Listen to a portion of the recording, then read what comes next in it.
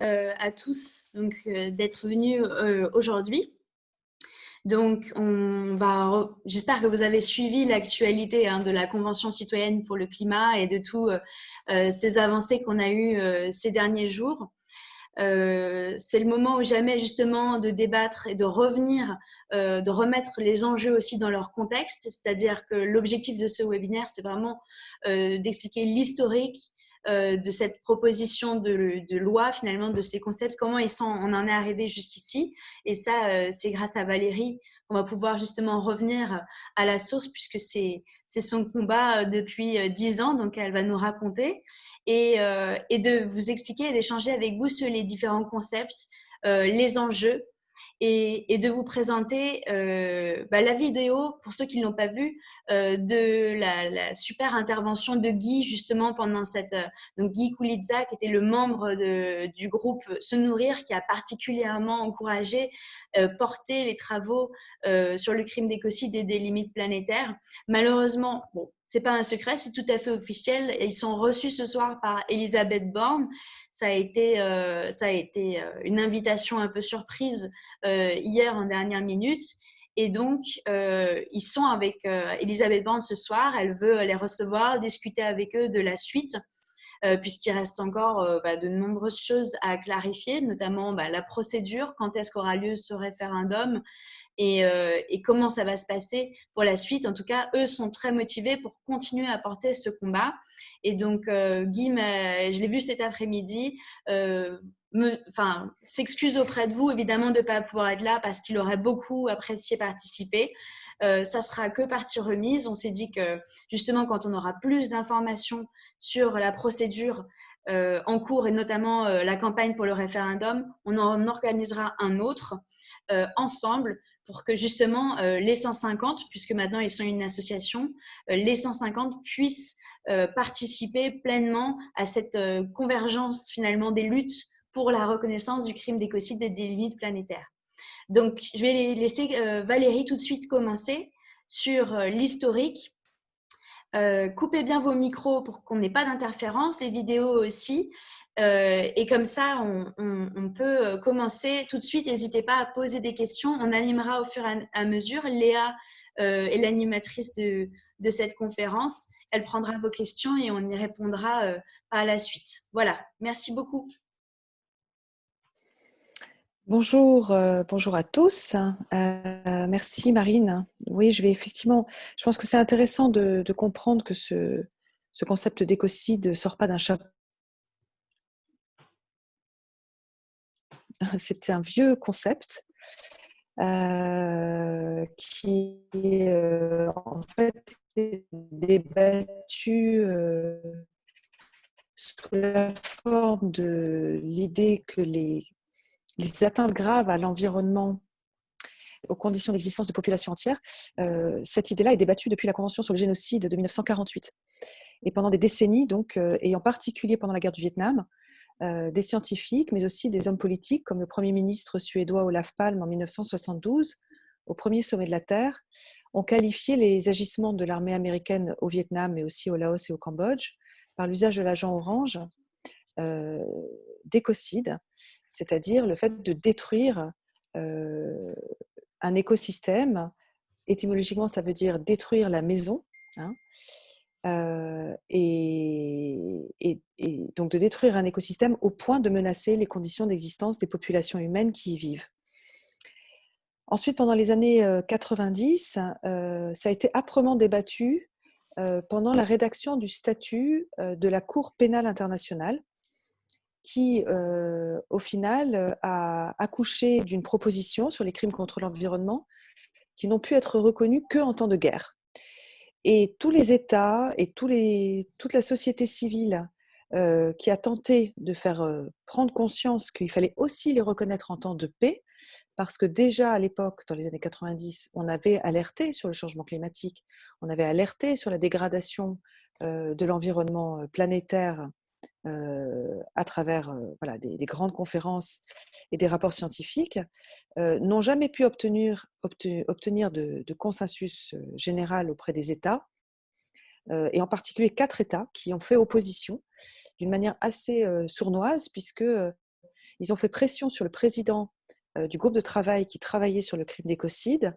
Et en une nuit, l'article qui mentionnait le crime d'écocide, ou en tout cas les crimes contre l'environnement en temps de paix, a été supprimé. Il s'agit des États-Unis, du Royaume-Uni et des Pays-Bas. Et la France, probablement parce qu'elle y voyait un risque pour son industrie nucléaire. Bien évidemment, puisque le crime d'écocide porte aussi sur les droits des générations futures, de façon naturelle, je dirais, de façon intrinsèque. Et donc, c'était un danger. Alors, c'est vrai que depuis que toutes ces alertes scientifiques sont devenues de plus en plus prégnantes dans le débat public, plusieurs juristes ont commencé à envisager, les uns une convention internationale sur le crime d'écocide, les autres, comme l'avocate écossaise Polly Higgins, l'intégration dans le statut de Rome d'un crime autonome, un crime grave, aux côtés du crime de génocide, du crime contre l'humanité, du crime de guerre, qui ont tous été donc reconnus à partir de 2002, et qui a demandé donc à ce que l'écocide, en 2010, soit intégré au statut. Elle n'a pas été non plus entendue à cette époque-là, et moi j'ai eu vent effectivement des travaux de Polly Higgins à cette époque, et comme j'étais en prise avec des luttes autochtones face à des grands projets industriels de barrages hydroélectriques au Québec, au Brésil, et que je voyais bien qu'il y avait une impunité qui était posée par ces grandes entreprises multinationales avec la complicité des États, je me suis dit c'est un sujet important, c'est en fait une faille du droit aujourd'hui, du droit international, mais aussi de notre propre droit occidental, qui ne prend pas en considération le principe écosystémique du vivant, et qui donc n'est pas en capacité de répondre aux enjeux environnementaux de manière transversale, et créer un droit de l'environnement qui soit harmonisé autour d'une colonne vertébrale qui est le principe d'interdépendance de nos sociétés avec les écosystèmes. Donc j'ai lancé en 2013 avec plusieurs citoyens européens une initiative citoyenne européenne portant sur le crime d'écocide, en visant une directive européenne sur le crime d'écocide, parce qu'effectivement, si nous avions eu une directive européenne, nous aurions été obligés de le retranscrire en droit français. Donc c'était une stratégie finalement, je dirais, plus large. Et à l'issue de cette initiative citoyenne européenne, qui n'a pas abouti, parce qu'on n'a pas réussi à récolter assez de signatures en Europe, parce que ce concept est quand même, très nouveau dans le grand public, et deux, l'outil même de l'initiative citoyenne européenne est déficient, c'est-à-dire que, en tout cas en France, ça a eu un effet désastreux. Il fallait mettre son numéro d'identité, son adresse, etc. Et 4 personnes sur 5 qui voulaient signer cette initiative ont fini par abandonner le processus en ligne, de peur d'être fliquées. Mais à l'issue de cette initiative, le débat s'est instauré, en particulier en France, où ça a vraiment bien fonctionné déjà à cette époque-là, en 2013. Et donc, j'ai travaillé sur une proposition avec d'autres juristes d'amendement au statut de la Cour pénale internationale, qui, ça a été une innovation à ce moment-là, qui définissait l'écocide d'une manière très particulière, qui n'avait jamais été utilisée, qui était de s'appuyer sur le concept des limites planétaires pour qualifier un écocide, en disant finalement, ces grandes limites planétaires qui ont été définies par des scientifiques et qui marquent les seuils au-delà desquels nous basculons dans un état planétaire qui devienne dangereux pour l'humanité, devrait être ce qui peut nous permettre de déterminer qu'est-ce qu'une atteinte grave faite à des systèmes écologiques, à des écosystèmes en général. Voilà un petit peu l'histoire.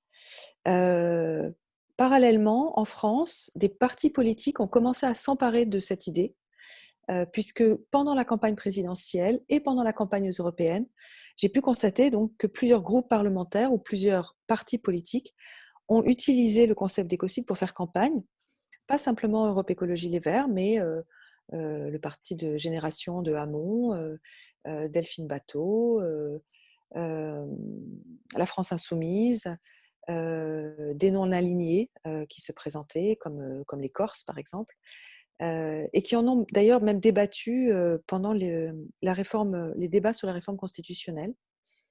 Et, et Delphine Batho m'a demandé, il y a au moins 3 ans, de commencer à plancher sur une proposition de loi sur le crime d'écocide pour la France.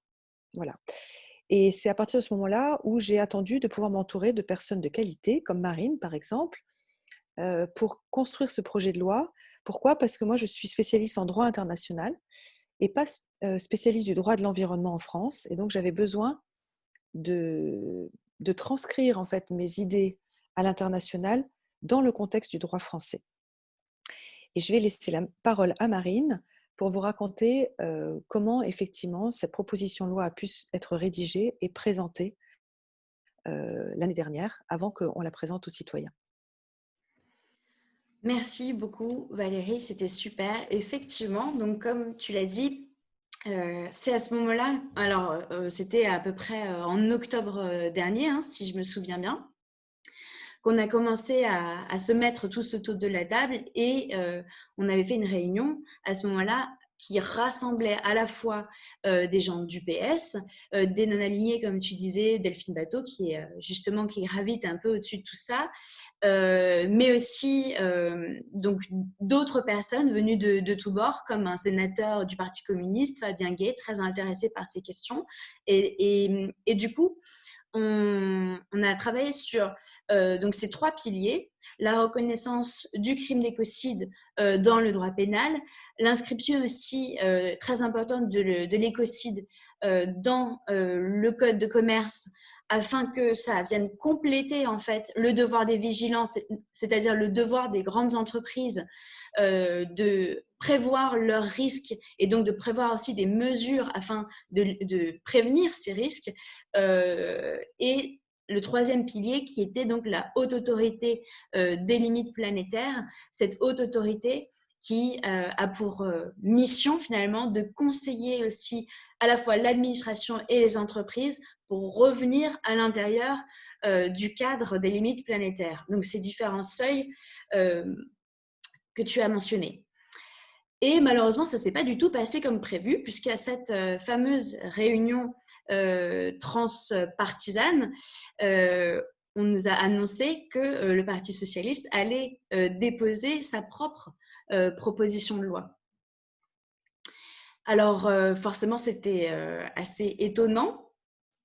On a travaillé sur le texte, on a essayé de conseiller donc Christophe Bouillon qui était celui qui a déposé les amendements en faveur enfin cette proposition de loi pardon, en faveur de la reconnaissance du crime d'écocide. In fine, on a réussi à le convaincre puisque nos amendements ont été repris par d'autres députés et sa proposition de loi initiale a été modifiée. Et au final, cela nous a permis d'avoir un vrai débat, pour le coup, à l'Assemblée nationale, qui s'est malheureusement conclu sur un rejet.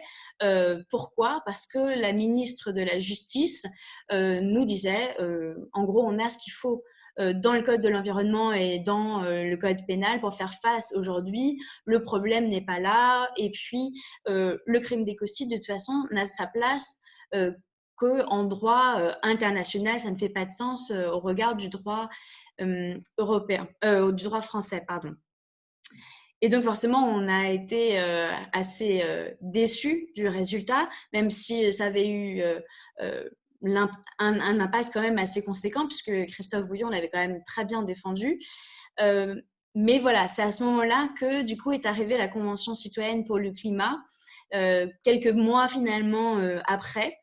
Et c'est là que l'espoir est revenu finalement, puisque notamment donc Guy et d'autres membres de la Convention citoyenne ont tenu à nous rencontrer et à discuter, de nous faire intervenir. Je suis intervenue en tant que donc dans les speed dating. Ils ont fait des speed dating d'experts. Valérie a été auditionnée également. et on vous en reparlera plus tard comment ça s'est exactement goupillé tout ça au final. Mais voilà, c'était ce travail avec les députés s'est un peu arrêté là au final, et ce sont les citoyens qui ont repris le flambeau sur ces propositions que nous défendions dans la proposition de loi. Est-ce que Valérie, tu prends la main du coup sur la définition des concepts? Donc, on voudrait vous présenter les concepts écocide, limite planétaire et haute autorité plus en détail. Voilà. Alors, effectivement, je peux peut-être commencer par la définition qui inclut les limites planétaires, et puis tu veux nous détailler après la haute autorité? Voilà, ouais, je pense que c'est très bien. Ok, ça marche. Voilà, donc en fait, c'est vrai que la Convention citoyenne a opté pour une définition qui est en fait très, très, très proche de ce que l'on souhaite, pour plusieurs raisons, plusieurs subtilités. Est-ce que tu peux mettre la définition en ligne pour que je puisse la commenter? Je te partage ça tout de suite. Alors, hop, voilà.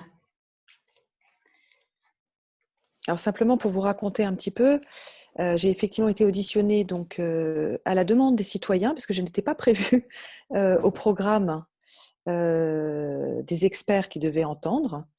C'est les citoyens qui ont demandé aux garantes de la Convention de m'inviter pour venir parler d'une part de la modification de l'article 1 de la Constitution, et de présenter mes arguments dans un débat contradictoire avec Julien Bétail, un juriste qui, lui, plutôt défend le renforcement du droit environnemental actuel, mais de ne pas aller au changement de la Constitution, ni même vis-à-vis du crime d'écocide.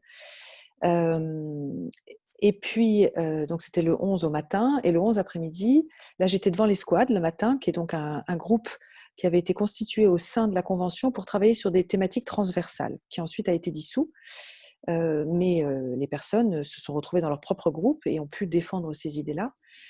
Et le groupe Se Nourrir m'a donc demandé l'après-midi de venir présenter le plaidoyer sur le crime d'écocide. Et dans les deux cas, j'ai présenté aussi le concept des limites planétaires pour leur faire prendre conscience que le mandat initial qu'ils avaient, qui ne se préoccupait que de la réduction des gaz à effet de serre pour infléchir la courbe climatique, ne pouvait pas en soi être suffisant pour régler le problème. Pourquoi? Tout simplement parce que à partir du moment où, je vous donne un exemple, on déforeste, alors on a un impact sur le climat. À partir du moment où on maintient une agriculture intensive, on a un impact sur le climat. À partir du moment où le climat s'emballe, on va avoir un impact sur la biodiversité, et la déforestation va avoir un impact sur la biodiversité. Donc, ce que j'ai voulu leur faire comprendre, c'est ces boucles de rétroaction qui existaient entre différents grands équilibres écologiques, et que les limites planétaires inscrites dans la Constitution et critères de définition du crime d'écocide, de qualification du crime d'écocide, permettraient effectivement d'adopter une approche beaucoup plus écosystémique, beaucoup plus globale, et finalement de mieux répondre à leur mandat qui était de préserver les conditions d'existence des Français sur le long terme, en luttant contre tout ce qui dégrade aujourd'hui le climat et l'environnement. Donc, ils ont adopté cette définition: constitue un crime d'écocide toute action ayant causé un dommage écologique grave, de manière à signifier d'une part que ce dont on parle là, c'est de la valeur intrinsèque des écosystèmes. On parle effectivement d'une atteinte à la nature, à un système écologique de la Terre, sans avoir à mentionner ce que d'habitude le droit occidental, qui est un droit anthropocentré, mentionne des victimes humaines pour pouvoir qualifier un crime. Pourquoi? Parce que effectivement, les dommages écologiques graves ont un impact non pas seulement sur des sujets de droit qui sont les humains vivants aujourd'hui, mais qui sont aussi les humains de demain, qui ne sont pas des sujets de droit parce qu'ils n'existent pas encore, et donc on ne peut pas défendre leurs droits fondamentaux de demain. Et en même temps, c'est une manière, sans le dire, de protéger les écosystèmes pour leur valeur intrinsèque et surtout pour le rôle qu'ils ont à jouer dans le maintien de la vie sur Terre et dans des conditions d'existence qui soient dignes pour tout le monde. Le mot grave signifie qu'on parle effectivement d'un crime contre la sûreté de la planète, d'un crime contre la paix, contre la sécurité humaine. Et donc, ce n'est pas un crime comme un meurtre, par exemple, qui touche une personne et qui est commis par une personne. On parle d'une atteinte qui va effectivement avoir un impact global, un impact sur des populations entières. Mais comment définir ce qu'est la gravité de manière très précise pour qu'un juge et surtout une instruction puisse avoir lieu? C'est ce qu'on a proposé, c'est donc d'utiliser ce critère de dépassement des limites planétaires. Et enfin, je vais y venir aux limites planétaires, je vais vous les expliquer ensuite. Et enfin, et ça c'est une innovation juridique que je défends depuis longtemps et qui est très mal vue par la plupart des juristes, les pénalistes en France ou même certains juristes de l'environnement, le fait de qualifier l'élément moral du crime en fonction de la connaissance des conséquences de ses décisions ou de ses actes et non pas en fonction d'une intention de nuire. Pourquoi ? Parce que ce que l'on vise là aujourd'hui, c'est véritablement limiter les impacts néfastes de l'activité industrielle et donc cela vise non pas simplement des dirigeants politiques, mais bien des dirigeants économiques et en particulier les grandes multinationales. Juste pour vous donner un exemple, 71% des émissions de gaz à effet de serre dans le monde sont émises par les compagnies pétrolières. Donc, il fallait pouvoir trouver un moyen de cadrer, de contraindre l'activité industrielle pour qu'elle respecte nos droits fondamentaux et notre droit et les droits fondamentaux des générations futures. Et ce que l'on sait aujourd'hui, parce qu'il y a eu des révélations dans la presse, par les Wikileaks, etc., c'est que les grandes compagnies pétrolières, par exemple, savent depuis des décennies les conséquences du changement climatique, l'ont inscrit dans leur rapport interne et ont pris des décisions pour certaines qui étaient même de financer des campagnes de désinformation sur ces conséquences, de manière à pouvoir continuer leurs activités polluantes et génératrices de profits. Ce qui veut dire qu'elles agissent depuis des décennies en connaissance des conséquences de leurs décisions et de leurs actes. Et je me suis inspirée pour cela d'un article du statut de la Cour pénale internationale qui qualifie les crimes les plus graves contre l'humanité en fonction du critère de l'intention, mais aussi en fonction du critère de la connaissance. Et si nous n'avons pas réussi à convaincre les parlementaires de l'importance de cela, en tout cas, les citoyens, eux, l'ont compris et donc l'ont intégré dans leur définition en considérant que la connaissance pouvait être suffisante pour justifier une poursuite pénale.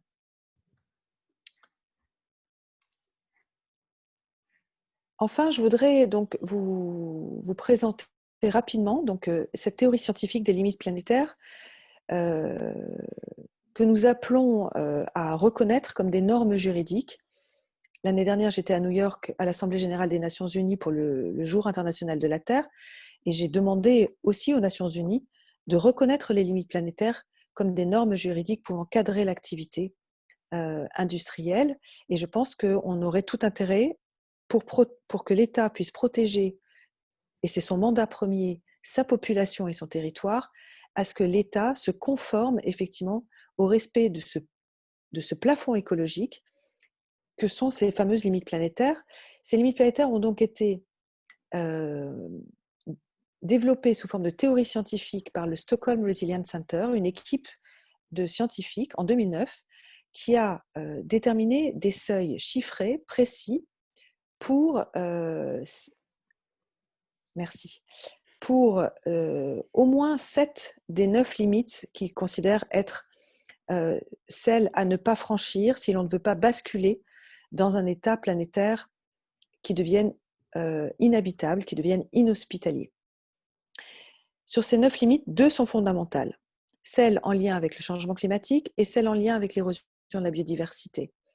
Par exemple, pour le changement climatique, l'un des seuils qui a été quantifié est la quantité de particules par million de CO2 dans l'atmosphère pour ne pas aller au-delà de 1,5 degré d'augmentation des températures.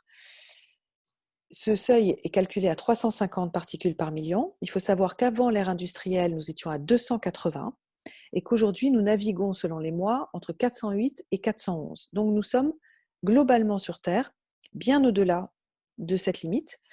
Et la France a reconnu, dans le rapport sur l'état de l'environnement que le ministère de la Transition écologique a publié en octobre 2019 et qui s'appuie sur les limites planétaires, a reconnu que la France dépassait cette limite.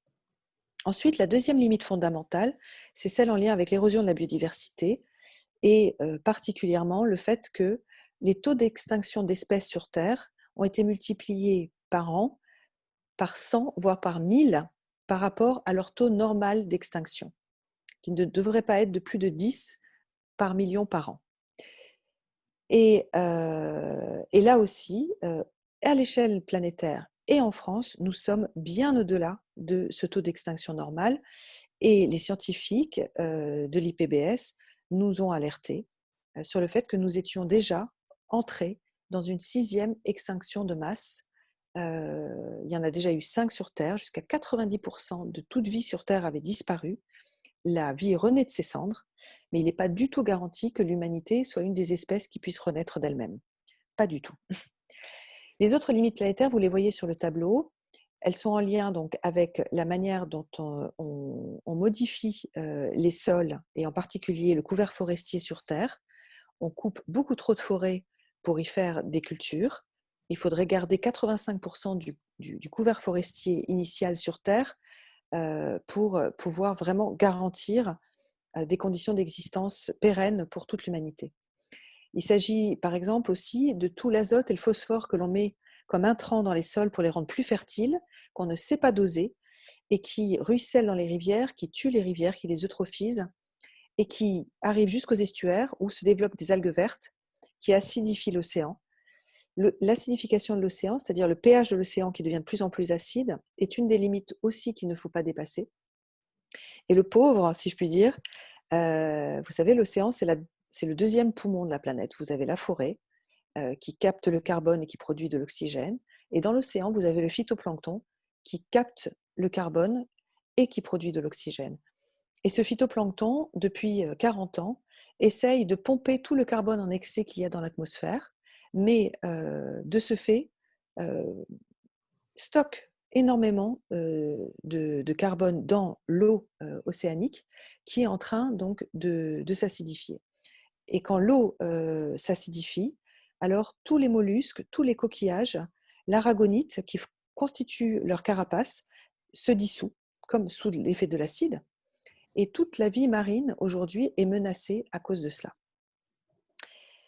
Et puis, il y a une limite très importante aussi à surveiller, qui est l'utilisation de l'eau douce, potable, par habitant, par hectare.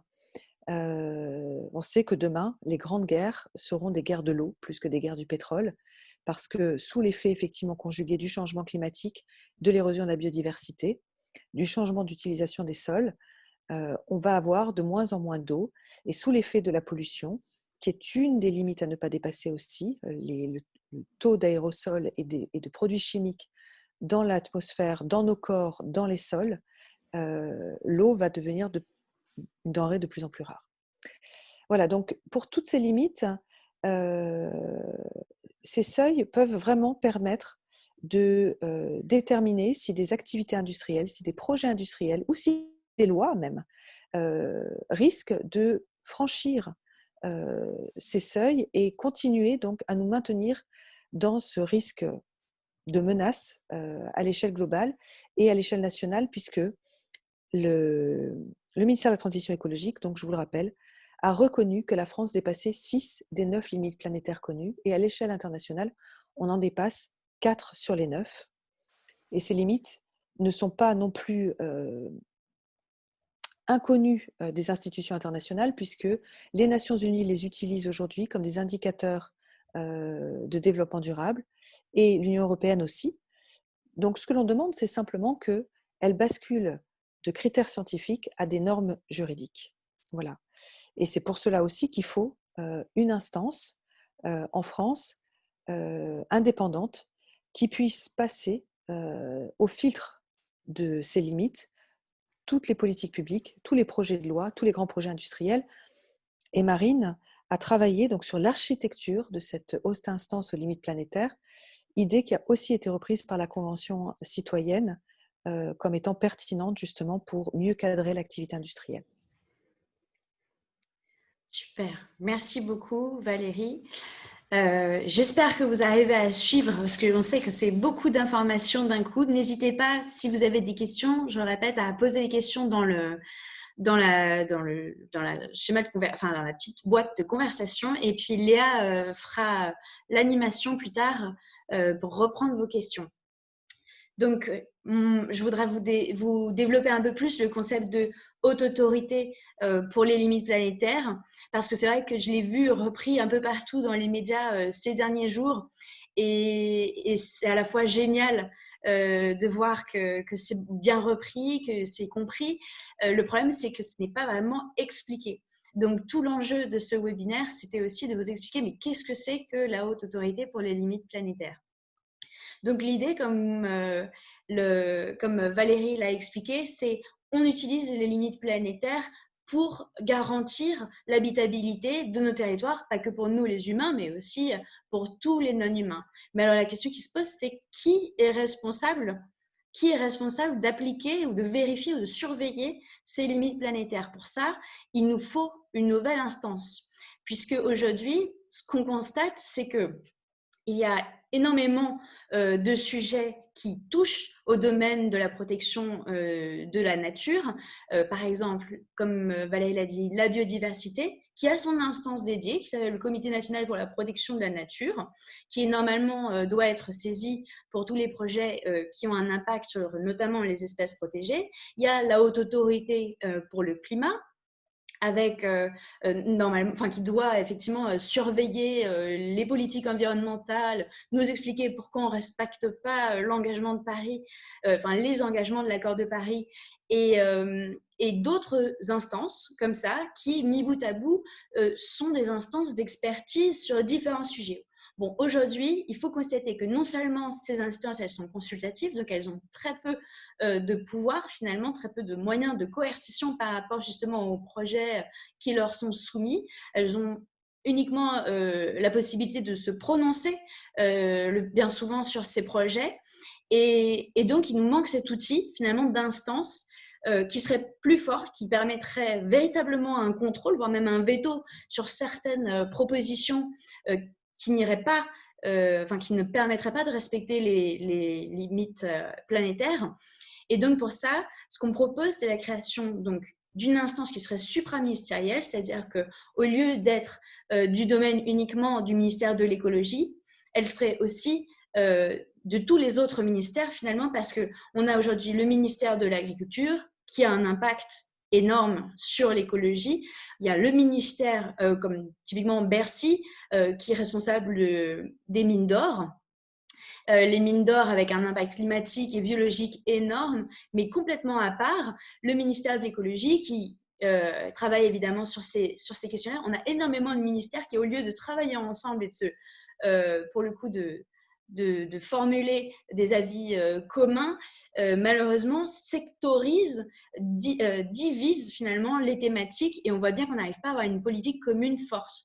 Donc cette instance, elle serait scientifique, elle serait au-dessus des ministères afin de mieux justement avoir une vision globale sur les politiques qui sont menées en France et qui peuvent avoir un impact sur l'environnement. Et ça, donc, ça a été un peu le point de départ, c'est-à-dire constater, OK, il y a un problème dans l'efficacité de nos instances consultatives en France, il faut donc une nouvelle autorité. Je vais vous montrer quelques slides quand même au passage sur le fonctionnement de cette haute autorité. J'espère que vous voyez bien. Donc, cette autorité, elle aura effectivement pour objectif donc d'assurer l'application des limites planétaires, puisqu'elle serait en fait compétente pour que quand il y a une nouvelle loi, un nouveau règlement ou un nouveau projet, eh bien tout simplement elle soit saisie et elle vérifie en amont d'une loi, d'un règlement ou d'un programme ou d'un projet la possibilité, c'est-à-dire un examen tout simplement par rapport aux limites planétaires. Est-ce que ce projet ou est-ce que cette loi respecte bien ces limites planétaires et est donc viable finalement, comme l'a expliqué Valérie? Est-ce qu'il est viable sur le long terme ou est-ce qu'il met en danger l'équilibre biologique de nos écosystèmes?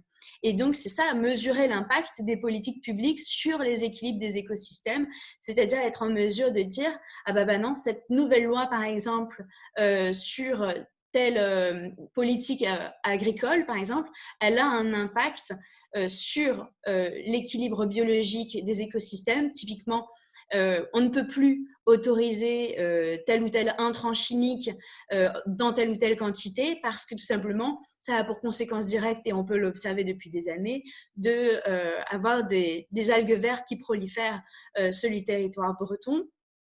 Ou alors, non, on ne peut plus autoriser tel ou tel projet de mine en Guyane tout simplement parce qu'on a déjà autorisé beaucoup trop de projets miniers en Guyane et que ça a rendu la politique du territoire absolument incompatible avec les accords de Paris. Puisque je vous le rappelle, le domaine minier est un des secteurs industriels les plus climaticides justement. Et donc aujourd'hui, il faut absolument avoir des indicateurs clairs pour dire, voilà, tel ou tel secteur d'activité, il faut se poser la question si les projets miniers, les projets agricoles, tous ces projets-là, toutes ces politiques qu'on mène sur nos territoires sont compatibles avec nos équilibres écosystémiques. Et donc, ça passe évidemment dans ce troisième point, c'est-à-dire garantir que ces grands pollueurs, ces grandes industries qui ont un impact massif sur les limites planétaires, eh bien, soient contrôlées. Puisqu'aujourd'hui, malheureusement, ce qu'on constate, c'est qu'on délivre toujours de nouveaux permis miniers, on autorise toujours de nouveaux projets. Par exemple, là, il y a un projet de piste d'atterrissage pour un nouvel aéroport, un nouveau terminal pour un nouvel aéroport. Est-ce que ces projets-là sont vraiment compatibles avec nos objectifs climatiques? Malheureusement, non. Mais qui est là pour le dire? Qui est là pour garantir qu'on surveille ces limites planétaires?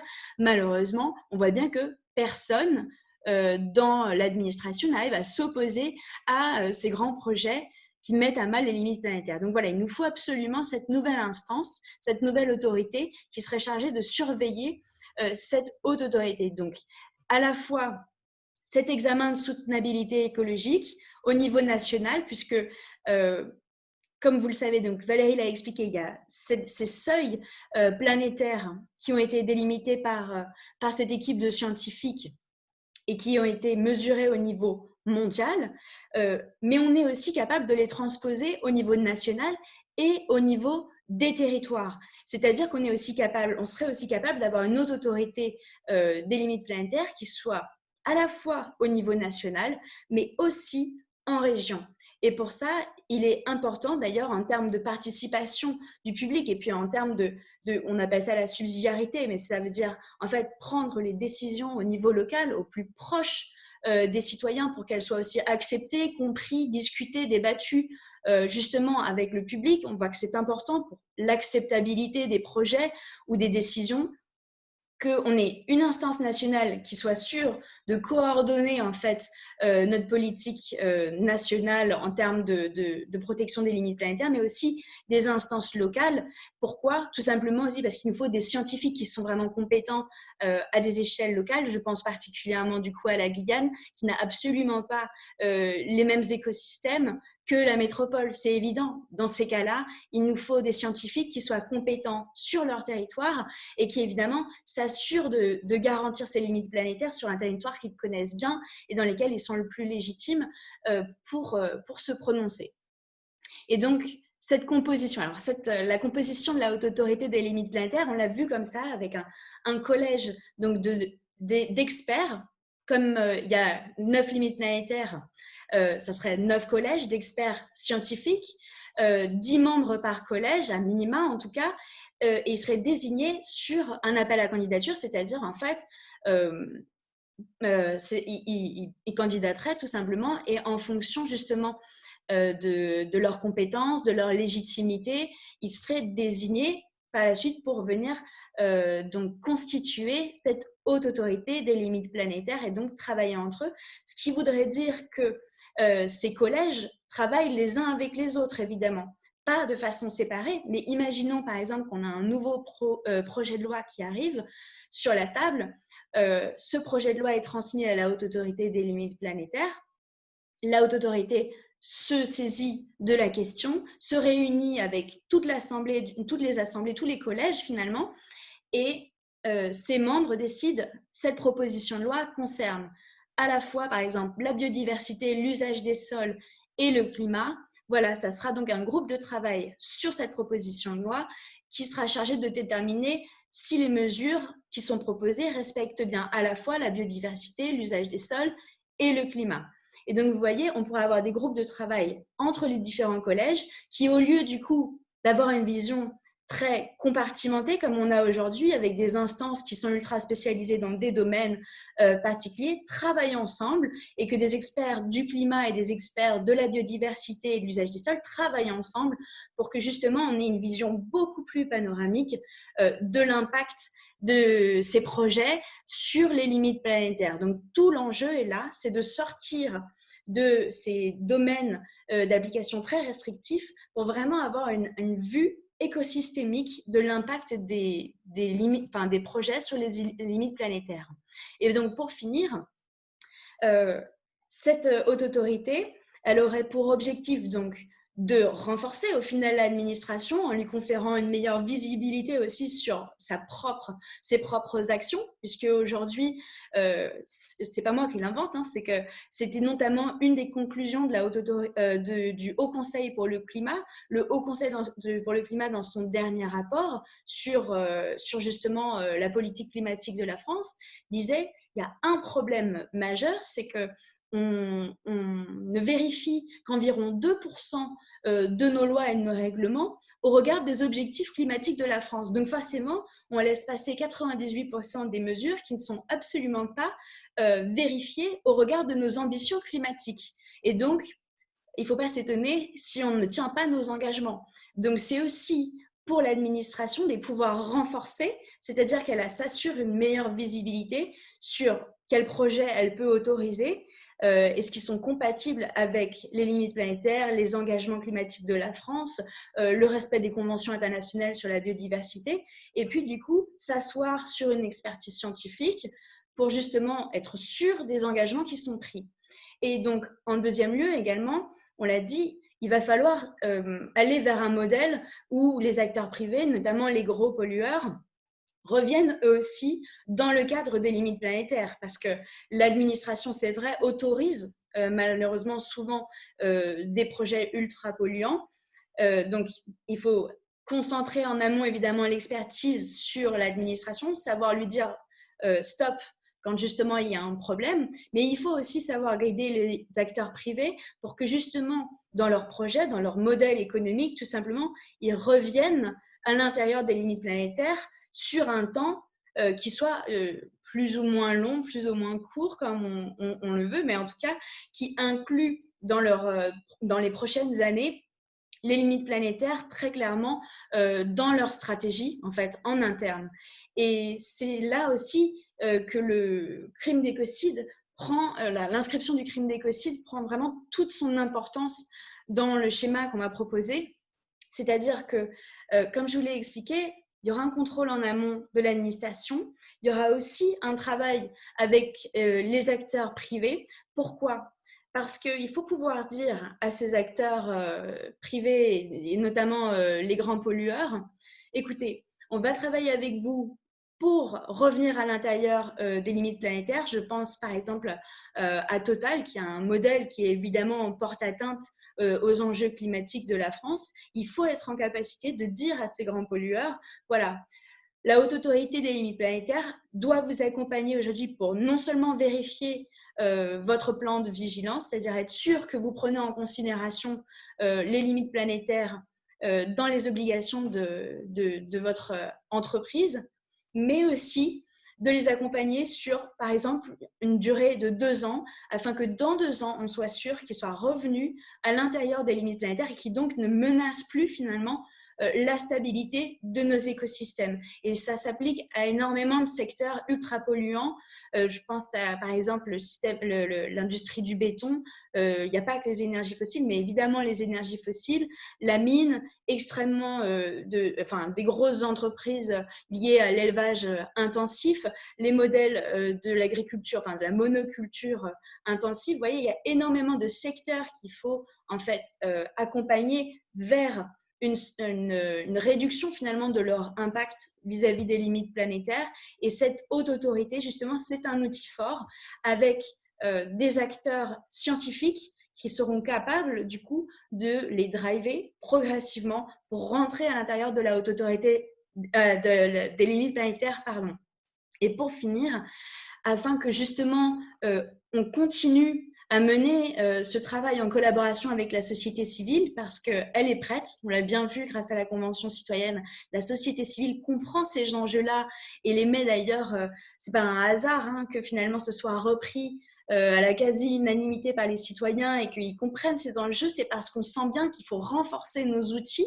Donc il faut assurer aujourd'hui, continuer ce lien avec la société civile, de même de le renforcer. Et donc il va falloir travailler avec cette haute autorité des limites planétaires, assurer le lien avec la société civile, notamment en impliquant les autres institutions qui sont chargées de faire le lien, c'est-à-dire, je pense notamment à la Commission nationale du débat public, pour que véritablement l'outil des limites planétaires soit inclus à partir de maintenant dans le débat public systématiquement. C'est-à-dire qu'on ne se limite plus à observer des grands projets uniquement sous l'angle de la biodiversité ou du climat, mais que véritablement il y ait une analyse globale et panoramique de tous les enjeux qui sont liés justement aux limites planétaires. Voilà un peu les 3 piliers sur lesquels reposerait du coup cette haute autorité des limites planétaires. Donc tout l'enjeu, voilà, c'est vraiment d'avoir cet outil extrêmement, cet outil scientifique qui serait donc reconnu, pertinent pour travailler sur les limites. Et je vois qu'il y a une petite question. Qui a le dernier mot sur la nomination des membres de ce collège? Oui, alors ça, la question est tout à fait légitime, merci beaucoup.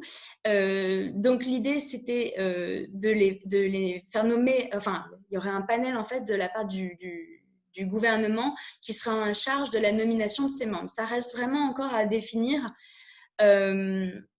c'est-à-dire que il pourrait y avoir plusieurs modes de nomination. Et pour le moment, donc, ce qui a été retenu, c'est d'avoir donc un envoi des candidatures et un retour de la part du ministère de l'écologie, justement, qui serait en charge de nommer ces membres de ce collège. Voilà, je crois que j'ai déjà beaucoup parlé.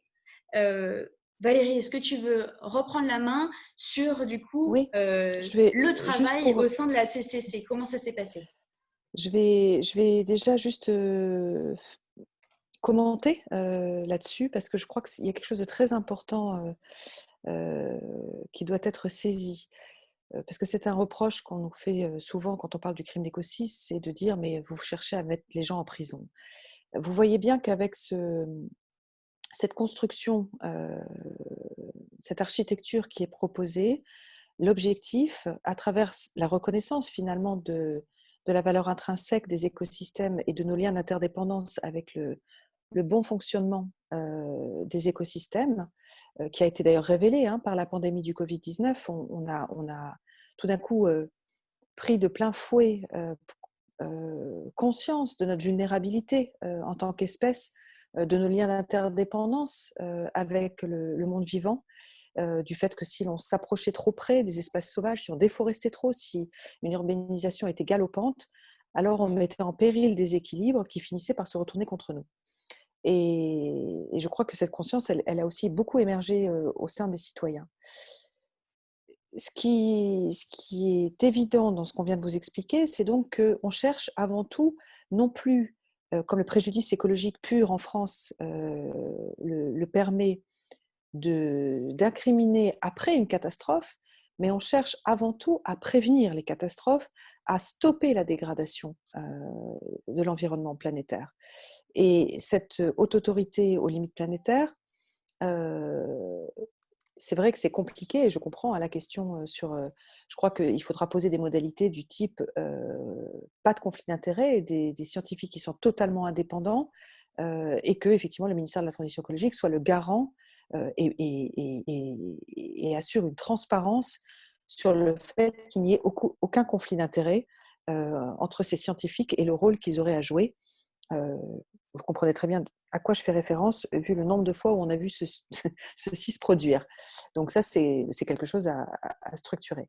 Mais l'idée étant donc de pouvoir agir en amont des projets pour pouvoir effectivement soit demander à un juge de poser des mesures conservatoires, soit tout simplement de donner la possibilité effectivement à cette haute autorité de pouvoir demander au gouvernement de ne pas autoriser des projets avant qu'ils aient lieu et avant qu'ils soient destructeurs.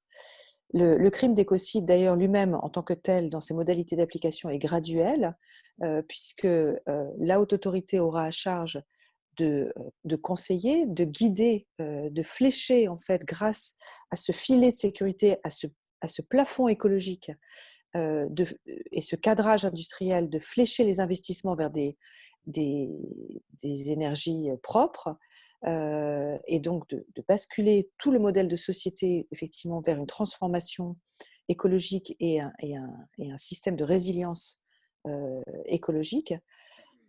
Mais ils auront aussi à alerter et au regard des rapports des entreprises en lien avec leur conformité au devoir de vigilance et donc la période de transition qui va leur être accordée pour pouvoir respecter ces limites planétaires, ils auront la possibilité, et nous aurons la possibilité, je l'espère, en tant qu'association, en tant que citoyen, de pouvoir saisir la justice si à un moment donné, il devient évident que la direction d'une entreprise, quelles que soient les injonctions, quelles que soient les alertes, quelles que soient les décisions, ou même des dirigeants politiques, puissent être effectivement amenés à répondre devant la justice de ces décisions, qu'ils prennent en connaissance des conséquences attendues. Donc, le fait d'amener jusqu'au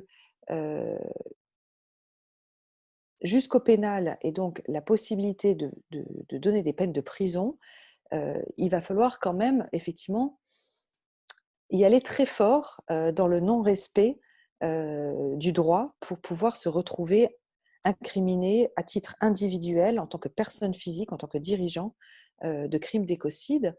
Donc on n'est pas en train de vouloir, à travers le crime d'écocide, mettre en place une dictature écologique du jour au lendemain.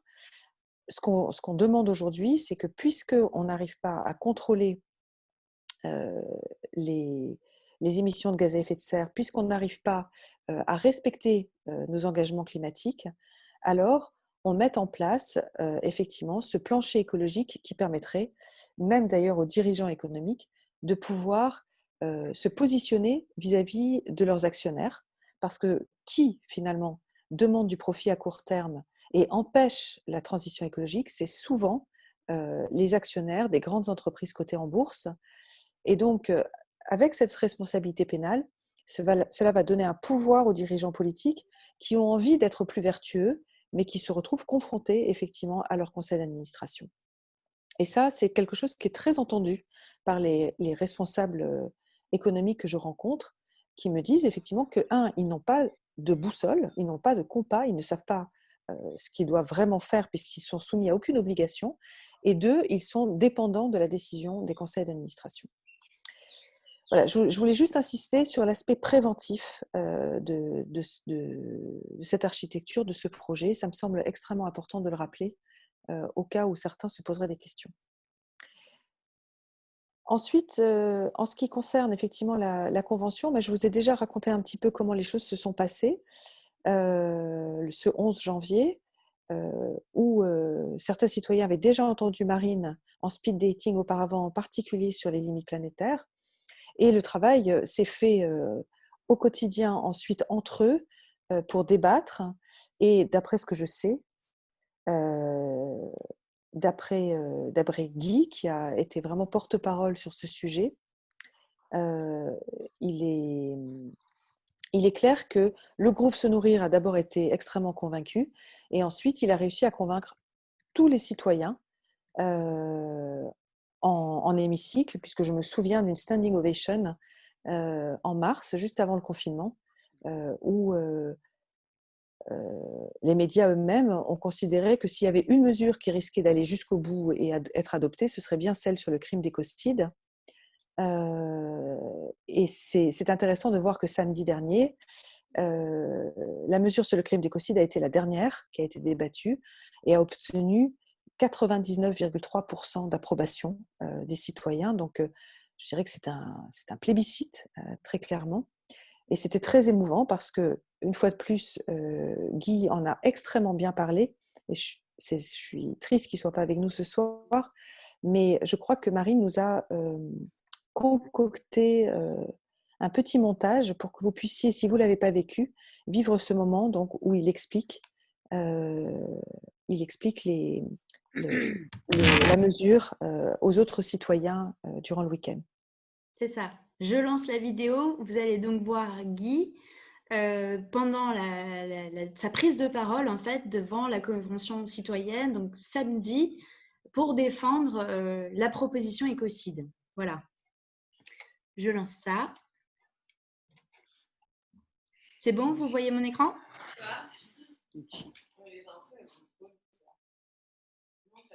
Vous voyez bien mon écran? Je peux lancer la vidéo? Oui, on voit. Oui. Super. La planète a la fièvre. Et nous le voyons avec ce coronavirus qui nous pourrit la vie. Faire baisser la fièvre ne suffit pas à soigner le corps. Le réchauffement climatique n'est qu'un symptôme d'un mal bien plus profond qui conduit notre société à sa disparition. Franchir une seule des 9 limites planétaires peut accélérer la détérioration d'un autre processus. Par exemple, il est bien connu que le réchauffement planétaire et le changement d'usage des sols, on en a parlé, sont 2 facteurs à l'origine de la disparition des espèces. Mais, qu'est-ce qui est le plus nuisible? L'augmentation du taux d'extinction des espèces? L'érosion de la biodiversité? Qu'est-ce qui est le plus nuisible? La prolifération des algues vertes ou des sargasses? La disparition du corail, des mangroves? L'acidification des océans, la déforestation, la destruction des forêts équatoriales ou le changement d'usage des sols? Qu'est-ce qui est le plus nuisible? La pollution de l'air ou des sols?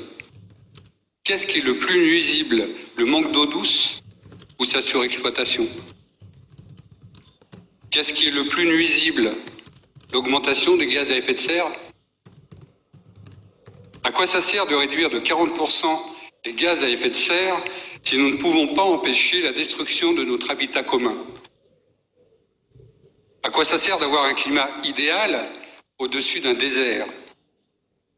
À quoi ça sert d'avoir un climat idéal au-dessus d'une terre morte? Si faire baisser la fièvre est indispensable, vital même, ce n'est pas suffisant.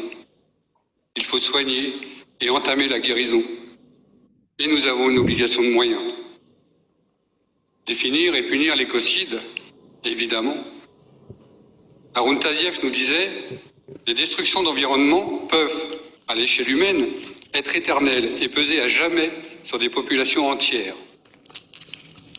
Un crime d'écocide, c'est toute action ayant causé un dommage écologique grave en participant au dépassement manifeste et non négligeable des limites planétaires, commise en connaissance des conséquences qui allaient en résulter et qui ne pouvaient pas être ignorées. » Haroun Tazieff nous disait, encore lui, « Agresser toujours davantage la nature sont des forfaits que commettent tant ceux qui détruisent que ceux qui permettent qu'on le fasse.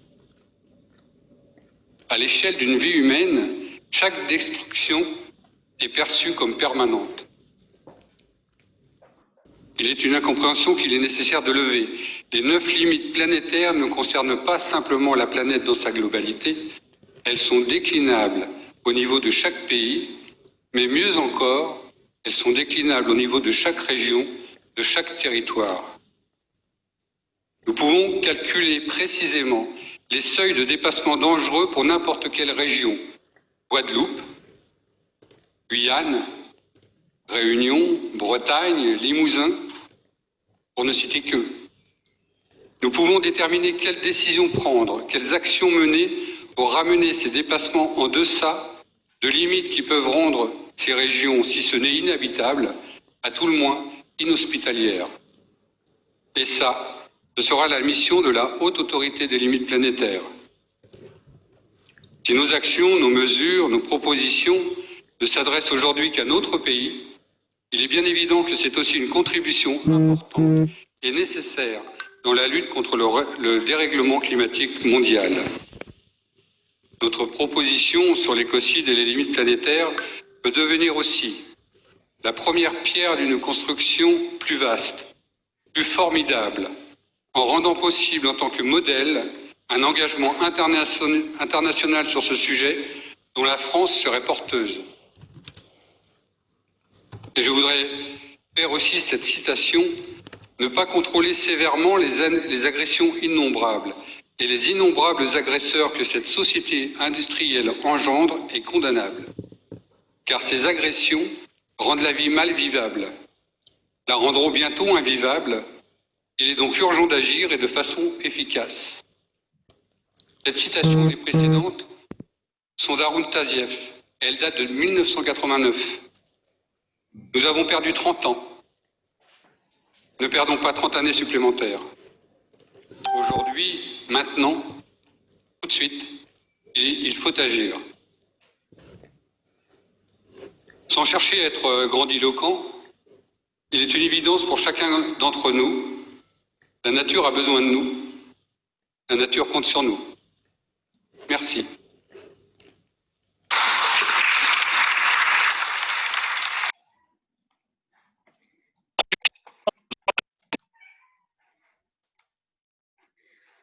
Voilà, donc vous avez pu entendre Guy.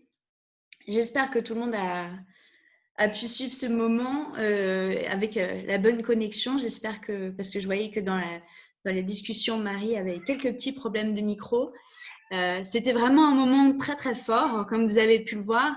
Guy s'est complètement emparé de la question depuis qu'on l'a rencontré. En fait, il en a vraiment fait son cheval de bataille, son objectif dans cette convention, c'était vraiment de porter et de faire aboutir la proposition pour le crime d'écocide. Donc, on s'est rencontrés au moment des auditions.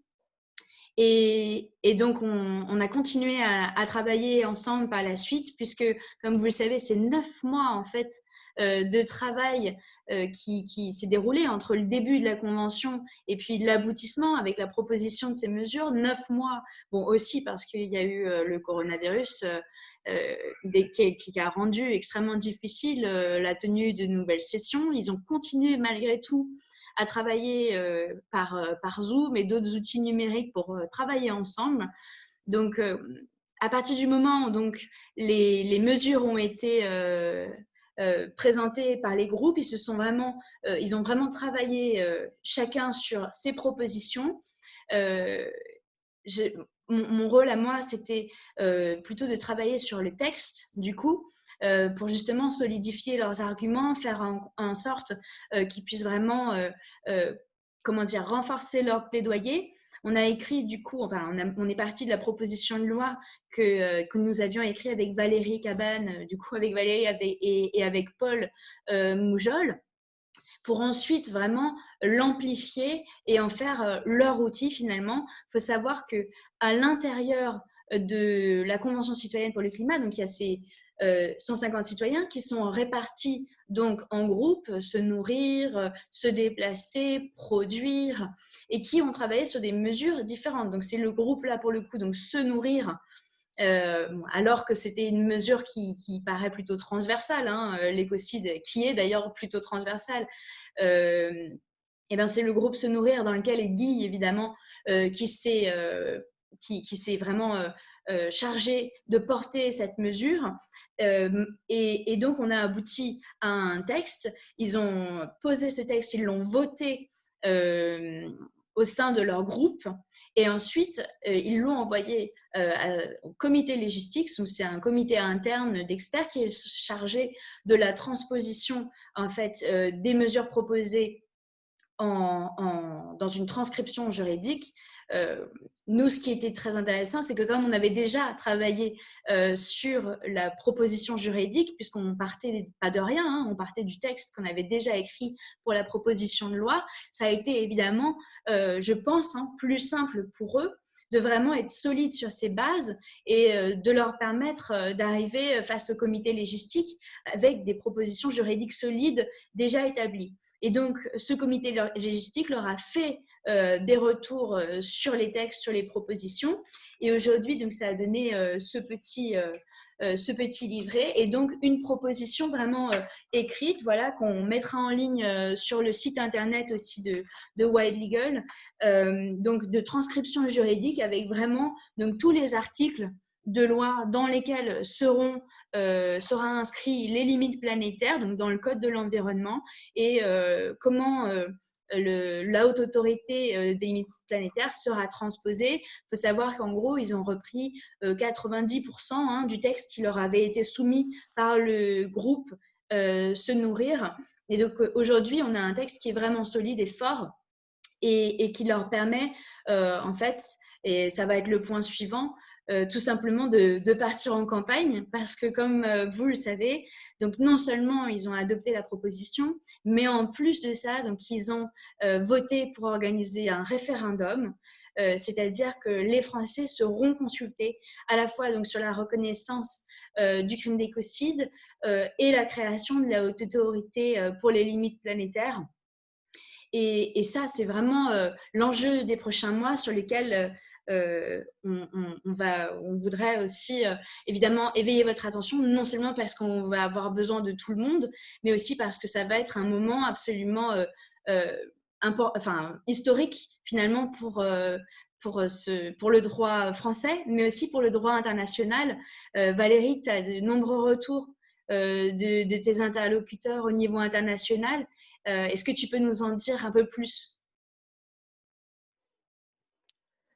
Oui, parce que en fait, bon, on est tous attendus au tournant dans le sens où, si vous voulez, depuis des années, donc il y a une campagne internationale pour faire reconnaître le crime d'écocide par la Cour pénale internationale, qui a abouti fin 2019 à un moment historique, qui est que pour la première fois à l'Assemblée générale des États partis à la Cour pénale internationale à La Haye, 2 États, le Vanuatu et les Maldives, ont demandé aux autres États de se poser la question s'il ne fallait pas reconnaître un crime d'écocide.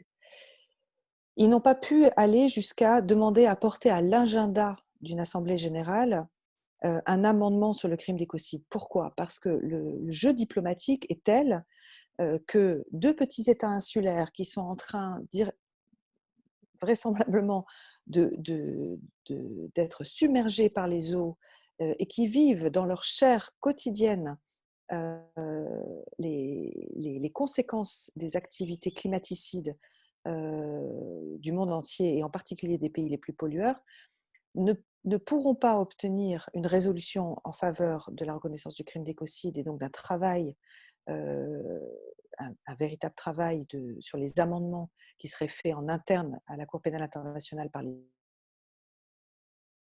l'appui d'États influents. Et pour avoir contacté beaucoup d'États depuis 2015, on a écrit à une 60aine d'États. À l'époque, j'ai remis même la proposition d'amendement sur le crime d'écocide à Ban Ki-moon à la COP21 en main propre. On a organisé le tribunal Monsanto où les juges ont envoyé une demande de reconnaissance du crime d'écocide au président et à la procureure de la Cour pénale internationale.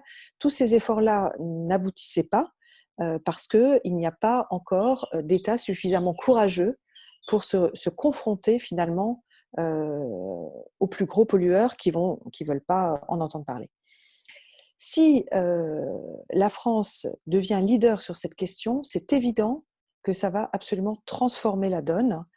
Et c'est pour ça que je remercie les citoyens d'avoir eu l'audace de demander finalement directement aux Français, directement à la population française, de prendre parti et sur le destin commun qu'ils souhaitent pour eux-mêmes. Pourquoi je dis ça? Parce que, comme l'a expliqué Guy lors du vote sur l'idée de porter à référendum le crime d'écocide plutôt que de le porter via un débat au niveau du Parlement, par 2 fois, cette proposition de loi a été retoquée par le gouvernement, par la majorité. Et donc, on voit bien, on constate bien qu'on est dans une logique électoraliste où on continuera, quels que soient les bords politiques de nos dirigeants, parce que ça fait des décennies que cela dure, à privilégier des intérêts industriels pour pouvoir donner le sentiment qu'on est en capacité d'offrir de l'emploi et de la croissance, ce qui est en plus faux, parce que la plupart des multinationales délocalisent leurs activités, mais enfin bon, passons. Et donc, il y avait un énorme risque que ce projet de loi, qui est symboliquement extrêmement puissant et en même temps extrêmement efficace, puisse passer la barrière du Parlement. Et donc, de dire aux citoyens français, mais écoutez, finalement, c'est à vous de décider. Est-ce que vous vous souciez des générations futures? Est-ce que vous êtes prêts à faire quelques sacrifices au quotidien et à changer vos modes de consommation, vos modes de déplacement pour pouvoir vous conformer au respect des limites planétaires et préserver les conditions d'habitabilité de la Terre pour demain? Ou est-ce que vous préférez effectivement vous soucier de préserver le confort que vous avez aujourd'hui et de pouvoir, pour les classes moyennes, changer de télévision, de frigidaire et de voiture tous les 2 ou tous les 5 ans? C'est une vraie question. Et donc, pour moi, c'est historique à tous les niveaux, cette décision de la Convention citoyenne, parce que les Français vont devoir eux-mêmes prendre en main leur propre destin. Et cette campagne que l'on doit soutenir des citoyens, puisqu'ils se sont constitués en association, les 150, et je pense qu'ils ont déjà l'appui de youtubeurs, puisqu'on est prêt à diffuser dès ce matin une vidéo pour dire hashtag fais-le, et c'est fais-le Macron, tu t'es engagé à respecter sans filtre les demandes des citoyens, donc fais-le, va jusqu'au référendum. Maintenant, il y a un risque, il y a toujours ce risque-là, qui est que l'une des chambres refuse le processus constitutionnel, puisqu'Emmanuel Macron est obligé de passer par l'accord des 2 chambres pour pouvoir lancer un référendum. Il a clairement expliqué qu'il n'oserait pas contourner le processus constitutionnel, ce qu'avait fait le général de Gaulle en son temps. Et donc, fais-le, hashtag, vous pouvez aller chercher cette vidéo de On est prêt, vous pouvez la diffuser, la campagne démarre. Nous, on sera là en appui, mais il va falloir finalement que tous et toutes, on se mobilise pour informer les Français, pour qu'ils puissent être aussi bien éduqués, si je puis dire, que l'a été les citoyens pendant ces 9 mois. C'est un énorme challenge, mais je trouve que c'est extrêmement inspirant. Et je sais que là, en Angleterre, aux Pays-Bas, il y a déjà des communiqués de presse qui circulent en disant « mais si la France le fait, pourquoi on ne le fait pas ?» Et donc, voilà, on est regardé partout dans le monde sur ce qu'on est en train de faire, et cela peut être décisif pour nous, mais aussi pour le reste du monde. Et je peux vous assurer que j'ai reçu des messages des îles du Pacifique en nous remerciant d'avoir été aussi loin, parce que ça leur donne un courage extraordinaire. Voilà, donc c'est ce que je voulais partager avec vous, puisque je suis un peu les pieds dans les 2 campagnes, et l'une va nourrir l'autre, et ça, c'est extrêmement encourageant. Merci Valérie. C'est vrai que c'est essentiel du coup de soutenir ce mouvement, notamment parce que c'est une inspiration pour tous les autres États au niveau international. Et il faut aussi savoir, comme je vous disais au tout début de la conférence, si Guy n'est pas là, c'est parce qu'il est avec Elisabeth Borne. Alors du coup, je voulais vous montrer cette petite vidéo Bourdin ce matin qui cuisine justement Elisabeth Borne sur la question sur la question de l'écocide. C'est très intéressant parce que justement, on voit que c'est pas encore ça et qu'il va falloir soutenir à fond les citoyens pour pouvoir leur permettre de faire passer ces mesures. Je vous montre une petite vidéo justement sur les réponses d'Elisabeth Borne quand on lui pose la question. J'espère que vous voyez bien la vidéo, ça y est. Du crime d'écocide. C'est quoi le crime d'écocide? Il s'agit de réprimer un crime contre l'environnement. Un écocide est une action ayant causé un dommage écologique grave. La Convention citoyenne souhaite l'organisation d'un référendum sur cette proposition. Vous aussi, est-ce que vous y êtes favorable? Alors, de façon générale, moi je suis évidemment favorable à mieux réprimer les atteintes à l'environnement. Ça ne sert à rien de voter des lois, de prendre des décrets si ces textes ne sont pas respectés. Donc ça rejoint tout à fait moi ce que je porte avec Nicole Donc vous êtes favorable au crime d'écocide? Je suis favorable à renforcer... favorable au crime. Je suis favorable à l'introduction dans le droit pénal du crime d'écocide. Je suis favorable, très clairement, à renforcer les sanctions contre les atteintes à l'environnement, aussi à avoir des juges spécialisés. Et je vous dis, ça rejoint tout à fait ce qu'on porte avec Nicole. Donc introduction dans le droit pénal français. Sur la modalité. Non, mais attendez, sur la modalité. Je vois déjà une interprétation différente. Je vous pose une question claire, Elisabeth Borne. Introduction dans le droit pénal français du crime d'écocide, oui ou non?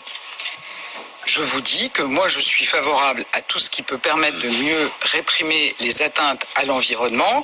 La proposition, on va la regarder attentivement et en plus il demande un référendum. Oui. Ça permettra aussi aux Français de se prononcer.